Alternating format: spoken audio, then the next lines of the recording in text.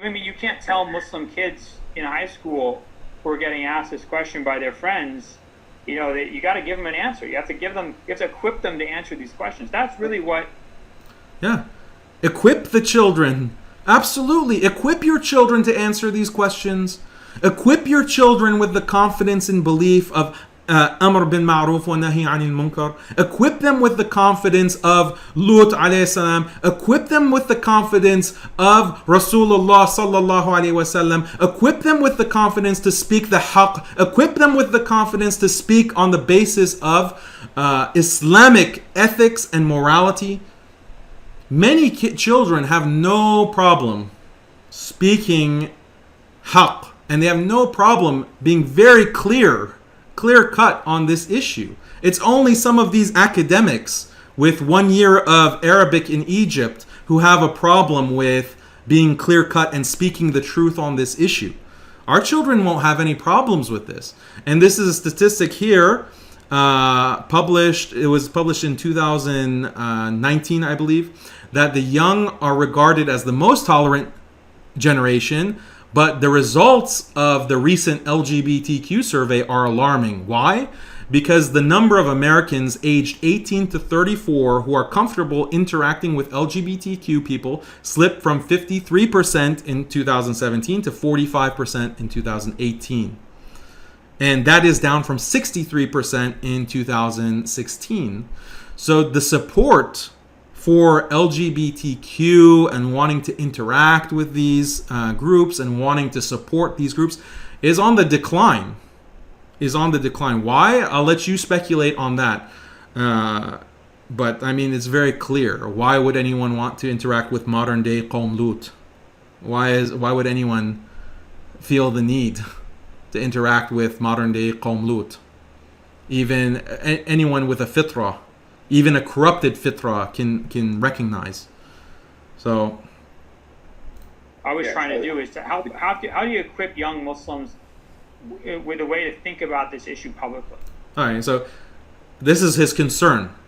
That's what I was trying to do, is what he said. That's what I was trying to do. How to equip young Muslims with how to think about this issue publicly. So he's saying that his target is young Muslims. Yaqeen is targeting young Muslims. Keep this in mind. But you know that sometimes arriving at silence on a matter is a thought out process. And then Dr. Shadi continuing with this silence. We need to just be neutral. Don't say anything. Keep your head down. And that's the result, is that I literally cannot choose one or the other. I literally cannot choose one or the other. I literally cannot choose. You have modern day Qawm Lut or silence. You can either do what Brown is doing and supporting modern day Qawm Lut, or you can just stay silent. Let's say the beginning of the Trump presidency, right? Yeah. There were two options, right? So there was the kind of Democratic Party, the left, so to speak, right? Especially the progressive left embraced Muslims. So there were two possibilities, right? One is that, and this was always the danger that nobody agreed with, right? Or that I know of, right? Which was that Muslims would buy the progressive argument hook, line, and sinker, drink the whole bottle of Kool-Aid, right? Mm-hmm. That was what we were always afraid of, right? That Islam would just become an identity. You have the Latino person, the LGBT person, and the Muslim person. These are just all these different equivalent, minority groups who all agree with this, who are all the same moral vision. This was the danger, right? So then you'd have. So the danger was having the same moral vision. There would be no moral diversity. There would be this hegemony. That's the danger. This is bad, according to Brown, now in 2020. But your paper is arguing for political uniformity because you're asking Muslims to support LGBT rights, affirm and advocate many LGBT rights, and you acknowledge that the political and the moral are connected. So Muslims are going to be in line with the left and in line with this LGBT liberation agenda and advocating for it politically, as you argue, but that's going to lead to moral conformity. It's going to be a lack of moral diversity, exactly by your own admission. So this is a clear, how much more clearly can this guy contradict himself? Or how many times can he contradict himself in just 1 hour? Muslims celebrating things they can't celebrate in their religion, right? Doing things like dancing in gay pride parades. Muslims shouldn't dance in gay pride parades. Muslims shouldn't dance in gay pride parades. Okay. You can't celebrate these kind of actions. You can, if you want, you can say, I support certain rights. I want the law to be a certain way, right, to protect your rights. But I'm not going to actually support a certain lifestyle that I don't agree with. The problem is that the most prominent Muslims involved in the kind of left-wing social justice alliance have completely gone. They've drunken the Kool-Aid completely, and they've engaged in expressions that really compromise their positions as Muslims and make it impossible for me as a Muslim to come out and support what they've done.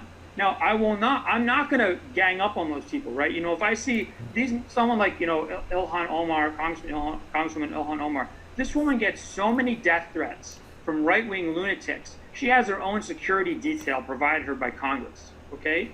So this is a fellow, my Muslim sister. I will not gang up on her and engage in some kind of public trap. Okay, like that's really cringeworthy how he's going on and on about Ilhan Omar. So we should not gang up on Ilhan Omar because she gets death threats. But what about Rabia Chaudhry? Okay. Jonathan Brown's arguments with Rabia Chaudhry are well known. You can just go to his Facebook page or his Twitter and how much he has blasted Rabia Chaudhry and Wajahat Ali. Guess what? Rabia Chaudhry also gets death threats. Okay? She also gets death threats. So why are you ganging up on Rabia? If ganging up on someone who gets death threats is so bad in the case of Ilhan, why do you do it with Rabia? Okay? What is Rabia's crime? I'll tell you what Rabia's crime is. I mean, she's a this kind of progressive reformist, whatever you want to say, as bad as Ilhan is. She's a reformist as bad as Ilhan is. She violated BDS and she went on this trip to Israel. Okay? Ilhan worked with AIPAC and signed AIPAC's letter condemning a Muslim country. Ilhan wrote sanctions or introduced legislation introducing sanctions against a Muslim country for their following of Sharia. So, yeah, Jonathan Brown, go ahead and condemn Rabia Chaudhry. No problem with that. She deserves it. But what about Ilhan, who is doing more evil? Ilhan Omar, who is doing more against Muslims. Ilhan Omar, who is doing more to corrupt Muslim youth and deform Islam. You can't denounce her because of supposed death threats. This is not consistent. Bashing of this person to increase the burden on her shoulders. But I do not agree with some of the things she said and done. And in doing those things and in advocating those things, she's made it effectively impossible for me as a Muslim, I think, to support her program. It's a very difficult position. It makes me very sad that this is the course that's happened over the last 2 to 3 years. I hoped it wouldn't happen, but unfortunately. All right, so past 2 to 3 years, Ilhan has become irredeemable somehow, according to Brown. But I mean, look at this quote. You can't see the full picture. This is Jonathan Brown posting on his Facebook. I swear to God, this brings tears to my eyes no matter how many times I watch it. And this is in April of last year, 2019. Way past Ilhan doing the kinds of things she was doing in terms of gay pride parades and all of this nonsense that she's been involved with, is crying over her. And this is her going to an Islamic school, inspiring all these kids to be just like her, just like Ilhan Omar. And Jonathan Brown, tears are literally pouring from his eyes watching Ilhan. That brave, brave Shiro stand with Ilhan Omar, who denounces the Sharia, who calls the Sharia barbaric, who marches in those gay pride parades and introduces all kinds of pro-LGBT legislation. Yes, signs letters with AIPAC. It brings tears to his eyes. And just this week, he's saying, I will never gang up on my sister, my wonderful sister. How could anyone ever? I think that's the path we've been going down, which, as I said before, is a path that is making the Iraqi position almost impossible to advocate for. As it's not a realistic possibility right now. So he's saying that the Iraqi position is impossible to follow right now. But how does he know that Ilhan Omar and all of these Muslim figures aren't following his position? Because nowhere have I ever heard Ilhan Omar say that gay sex is halal. I never heard her say that. Just because she's in a parade doesn't mean she thinks gay sex is halal. Okay? All she's doing is defending the right of gay people to get married. Just like you, Dr. Brown. What's the difference between her position and yours? Did she ever say that liwat was halal? She's also put the religious question aside. Because that's ma'lum min ad-din bid-durura. That's axiomatically known within the deen. So Ilhan, of course, she would never contradict that. She's perfectly in line with your Rakio position. So you could put it another way, that this ratio approach has got nothing to do with Islam in a sense. And if that's in effect, yeah. I don't say it's nothing to do with Islam, because I'm Muslim and I wouldn't be thinking about the stuff if I weren't Muslim. But it's not. I'm not making some like usuli argument. Definitely not. Yeah. So it's not a fatwa or something like this, or ijtihad mujtahid, or. I'm sorry. Like, what are Muslims like smoking some kind of weird drug or something? Like, when did this say as? Yeah, Muslims are in the alternate universe. Muslims are smoking weird drugs. It's only Dr. Brown who understands what's really happening with his paper. Everyone who is reading it doesn't understand it. It's everyone else's fault for misunderstanding Brown. He's the only one who's in the real world, who's sober. Everyone else is nuts. Like, this is a fatwa. Are Muslims so immensely unsophisticated that they can't actually talk about political issues? They can only talk about fatwas? Yeah. We're so unsophisticated. We're incredibly unsophisticated. No, Dr. Brown, the reality is we can talk about political issues, but we actually care that our politics are guided by Islamic principles and values. Okay? That's the difference. We care about what Islam has to say about these political issues. You're the one who doesn't, by your own admission. You're the one who says that this has nothing to do with Islamic ethics or fiqh. Sorry if that means that we're not sophisticated enough for you. But we actually care about these Islamic values. Yeah, when you put something on Yaqeen, the issue is it's more got like an apologetic remit, right? So obviously, if it's got an apologetic remit, people are thinking that what you're going to be talking about or writing about is in line, or at least through the prism of the religious discourse. So I see what you're saying. It's not something which is Islamic. It's something which you didn't intend to be like in a fatwa sense, and it's got nothing to do with Islam. But then one could question the fact that why is it on Yaqeen then? Because Yaqeen is more an apologetic remit. It's more of a academic. No. That's. Look, I understand that that's your view, and some people might view that, but that's actually not one of the things we were trying to do with this counterpoint between Dr. Shadi and I was actually to try and provide some guidance and structuring the discussion around this issue. So not in an apologetic sense. I'm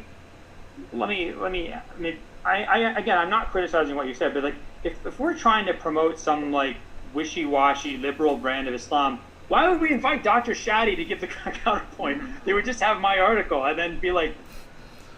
Yeah, why would you include Dr. Shadi giving his political neutralism? Maybe it's to give you a soft opponent, to give plausible deniability for your strong affirmation, so that Yaqeen Institute and Sheikh Omar Suleiman, Dr. Omar Suleiman, can remain in the good graces of the political left and be invited to the political platforms that he's invited to. Maybe that's why you want to have an institute that promotes Muslims should affirm and advocate many LGBT rights. You have it in print, you have it on record. Oh, but Muslims are not going to buy that. Muslims are going to denounce that. Oh, maybe we should have Dr. Shadi or someone to give a position that's not opposing LGBT rights. Obviously, if we oppose LGBT rights, that would be seen as hateful and intolerant and bigoted by the left. So we absolutely will not include any kind of paper that expresses that position or that expresses the religious ethics behind the prohibition of this kind of behavior and the consequences of that kind of behavior. We won't have a paper on that. Instead, we'll have Dr. Shadi come and give a religious argument for why supporting LGBT rights is haram. And we'll pretend like it's a legitimate debate, even though Shadi is making a religious argument, bringing adillah from Quran and Sunnah, and you're making a political argument, Dr. Brown. So it's not even conversant. Like, how is that a debate when you're not even talking about the same thing? So yeah, there's many reasons why we can imagine Dr. Shadi wrote his quote-unquote rebuttal. Dr. Shadi's an idiot. He can't write stuff here. So you don't invite someone who gives an argument that you know is a really good argument. Look, Dr. It's called controlled opposition. Controlled opposition. Dr. Shadi's argument is an excellent argument. It's an excellent argument. Excellent argument that I completely ignore and continue to argue against. I said to this. What someone could come back and say is that, look, what actually what's going on is that you're making it seem as if there's a religious debate, where there's no religious debate according to your own admission. Well, you're right. It's not a religious debate. It's a political debate. It's a political debate. What it was Which is one? an Which academics one? Which do one? this, and maybe some people are not. Yeah, again, Shadi gave a religious rebuttal. So if it's not a religious debate, I guess Dr. Shadi didn't get the memo when he wrote his religious rebuttal. People like Ilhan Omar and others like her, who go to the gay pride parade and the dancing around with them. It seems to me a lot of these young people have this assumption or belief that people like Ilhan Omar and others like them are getting their backing. They got the backing of people like Jonathan Brown because of articles like the ones he's written. Which, if you think about what he said today, obviously what you've just said today, and wait, but hang on. I want to say, I wrote in that article against why Muslims should not go in gay pride parades. I wrote in that article a year before she danced in the gay pride parade. So, Alright, so Brown's paper came out in 2017. He allegedly, which is not true, as Brother Muhammad will explain in a second, he says that he was against gay pride parades, and Ilhan, that paper was before Ilhan danced in a gay pride parade. That's false. Ilhan is a leftist politician who's been involved with many LGBT activities and pride parades. Here's a shot from 2016, and I blurred out the woman in it, but her shirt says gay, and this was a gay event. This was an LGBT event, and there's Ilhan giving her speech. This kind of reinterpretation of history. See, I don't understand how Jonathan Brown is a history professor, because he seems to be very ignorant about history, and he doesn't really check up on his historical facts. Ilhan Omar was always involved with LGBT politics. That was always her platform, which was what we were pointing out before the midterm elections, where she won the election and was thrust into this position of national prominence. Muslims, such as myself and others, were pointing out her completely pro-LGBT background and politics, and we're citing it as a reason that why are Muslim figures and shuyukh, these celebrity imams, these compassionate imams, why are they promoting her? Why are they saying I stand with Ilhan when she has this atrocious background? And we were met with denialism. We were met with, oh, you don't understand. You don't get it. You don't know the bigger picture here. You're unsophisticated, woefully unsophisticated. You're not a scholar. Where did you study? Where is your adab? All of these excuses were hurled at us for our opposition to supporting Ilhan Omar. Now in 2020, suddenly, oh, we didn't know. We didn't know what Ilhan Omar was about. We were completely surprised. How could we have known? How could we have known any of this? So this is rewriting history in your own favor. No, but to be fair, what I remember you saying was that, let me actually get exactly what you said. You can quote exactly what I say, because I gave precisely why Muslims should not go into gay pride. I don't think you said don't go to the gay pride parade, but you said I did. I 100% said it. Don't look at a piece of paper, man. Go pull up the website, read the article. No, I've written it word for word. Believe me. I was looking very closely at what you said. That a lot of people on the internet, people actually need to learn. All right. So while Brother Muhammad is looking for that quote about supporting gay pride in Brown's paper, let's see what Shadi has to say. Of how to make a conclusion on the internet, because a single quote, let's say he did say that, right? Well, we have... So Dr. Shea is saying, so assuming Brown did say Muslims can go or should go to a gay pride parade, assuming he said that... In the Quran, you have multiple nusus, right? And you have to bring all the nusus before you make a conclusion. Right. Yeah, but this is a 45-minute essay. It's not like 77,000 words. It's a completely separate issue. Muslim student groups about how they should respond to invitations to participate in gay pride parades, which can be, let's just say, a little bit too edgy for Muslim sense of public propriety and modesty. Yeah. My response. So that's what he said about gay pride parade. He said that they might be too edgy for Muslim sense of modesty and propriety. That's the problem with gay pride parades, according to Brown. Okay. That's not the main problem. Okay, newsflash, Dr. Brown. That's not the main problem with LGBT pride parades. The main problem is the promotion of fahisha, the promotion of this, you know what it is. That's the problem. Don't lapse into thinking that supporting someone's right is an all or nothing relationship. Let's imagine a comical Muslim rights parade or Muslims parade with burqas and long... Yeah, comical Muslim rights parade. What's comical? Let's see what he describes as comical in the paper. You can go back and read this Yaqeen paper. What's comical?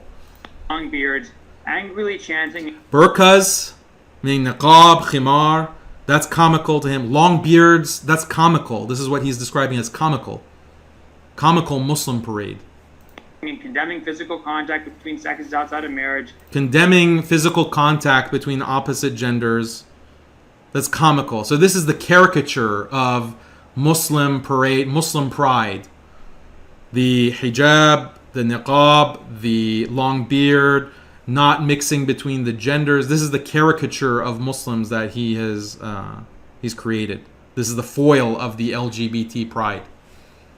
Crying pork and alcohol. Would we expect our allies from the LGBT community and other groups to march with us? Of course not. They'd be Why not? Why wouldn't others march with us? Aren't we on the truth? Alasna ala al-haq. Don't we have the truth? Isn't Islam true? Aren't we inviting people to the truth? With our way of life, with our burqas, with our long beards, with our prohibition of mixing with the genders, with our prohibition of pork and alcohol, these social vices that destroy families, destroy human beings. Okay? Yeah. People would follow us. People would see the truth in that. People would want to join such a pride parade. The Muslim pride parade, of course. Why not? Why is that so ridiculous to you, Dr. Brown? Understandably uncomfortable with some of these expressions of Muslimness, quote unquote. Similarly, Muslims can affirm their support for some expressions of Muslimness, quote unquote. That's Islam. I wrote here for LGBT rights, but I would say some LGBT rights, right? So he said support LGBT rights. So he, in that part of his paper, he doesn't qualify it with many like he did earlier. So he just says Muslim support LGBT rights. So is that a Freudian slip? Commit What did you themselves write? to being What did you write? Was it some? No, I wrote LGBT rights, but I made it very clear in the article that I don't support all of them, right? Commit themselves to... Yeah, which ones do you not support? You said many. So which ones do you not support? It's many. Does that mean the majority you support? Many. Does that mean 5, 6, 7? Which ones? Why won't you clarify which ones you support? And as we'll see, even when he's pressed on this, he doesn't clarify. We'll see this. To being present at other rallies and in efforts to lobby lawmakers without participating in events that might be outside Muslim countries. Okay, but you said they can commit themselves to go to the rallies. But Jack, right? You just... So hijab has caught him here, okay, and said that you read it in your paper that Muslims can go to these political rallies, these LGBT rights political rallies. Okay, you denied it, and you said 100%. You say Muslims should not go. You did actually. That's not in the paper. In the paper, you say, oh, it might be, a little bit too edgy. That's what you said. And then you affirm that Muslims can go to the political rallies. So let's see how he tries to weasel out of that. So here, you read it yourself, right? You said that you can go to the rally, but just don't do things which are X, Y, Z, right? No. There's Gay Pride Parade is not a rally. Gay Pride Parade is not a rally. There are parades and then there are rallies. Big difference. Okay. Gay Pride Parade is a Gay Pride Parade. It's a Gay Pride Parade. Obviously, you know what a Gay Pride Parade is. Oh yeah, of course. Yeah, Muslims really, everyone knows what a Gay Pride Parade is and how there's a nuance there. You have to be nuanced, right? Be nuanced. When you're a mujtahid at the level of Dr. Jonathan Brown, you have to have such high levels of nuance, or as Dr. Shay put, tafsil. You're distinguishing these things. There's Gay Pride Parade, and then there's the rally, the gay LGBT rally. Not the same thing. Rally is a political rally. Yeah, so remember I told you to remember what he said, that the article is aimed at youth. The article is aimed at youth and how Muslim youth express themselves publicly on this issue of LGBT, right? That's what he said himself explicitly just 10 minutes ago. So are the youth that he's writing for able to distinguish the Pride Parade from the LGBT rally? When he doesn't even specify that or distinguish in his paper, he just assumes that it's obvious. Everyone knows the difference. You can have a political rally that's premised on gay LGBT rights. No? But don't you think it makes more sense? Because you just said in this podcast that, you were being introspective and you said that you've kind of moved away from the whole ratio approach. It's something you don't really believe in anymore, and you've moved more towards Shadi's opinion. So just take this whole thing down, really. Wait. So, Brother Muhammad is saying, just take the whole paper down. You've moved away, you've distanced yourself from your clear words, and it seems like you're very confused.